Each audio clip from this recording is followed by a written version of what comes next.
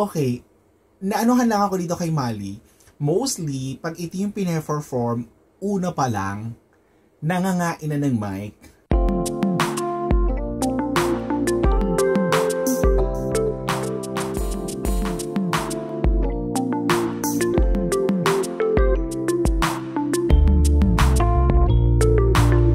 Hello peeps and hello everyone! Welcome back to my channel and welcome back to Danny's Reaction video. So eto na, the Class 2024 1-on-1. So ang ipinili ni Angel D na kalaban sa 1-on-1 and si Mali. So si Mali din, ito rin sa sinasabi ko nga na parang dark horse din. Kasi yung boses niya rin, super versatile. Pag nag-perform siya, yung boses niya, binabagay niya talaga. Tapos hindi rin siya magpapatalo dun sa performance. So, yun ang maganda rin kay Mali. So, before we continue this reaction video, if you're new my channel, please subscribe and hit the notification bell and comment down there. So, ito na. Panoorin na natin tong performance ni Mali. So, without further ado, let's go see.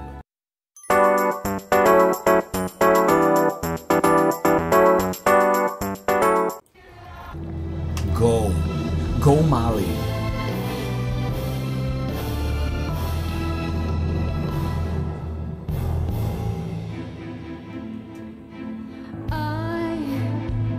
I who have nothing. Okay.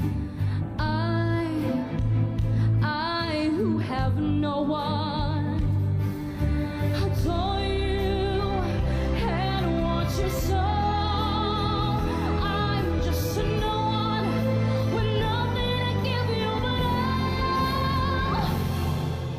I love you. Okay.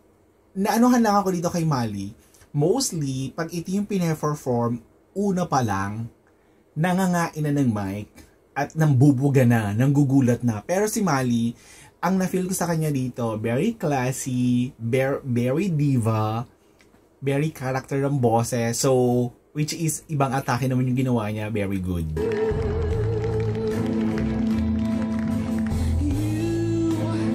You give her time. May star quality rin si may star quality rin si Mali.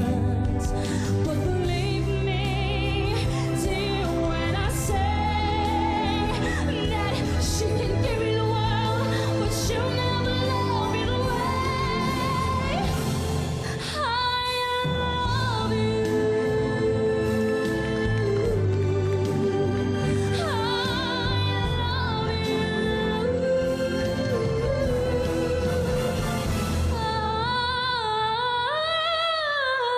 Oh, shoot!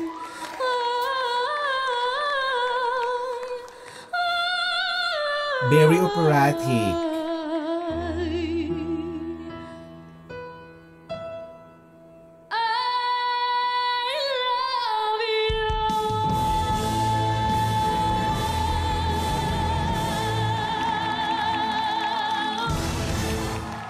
Okay, yung performance ni Mali, hindi din nagpahuli. Iba yung atake binigay niya, ibang sweetness yung binigay niya, pero palaban. So, congratulations. Nakakatakot na to kasi nag-umpisa na si Angel D, sinundan ni Mali. So, tingnan pati yung kasunod nito. So, abangan nyo po yan. Thank you so much for watching.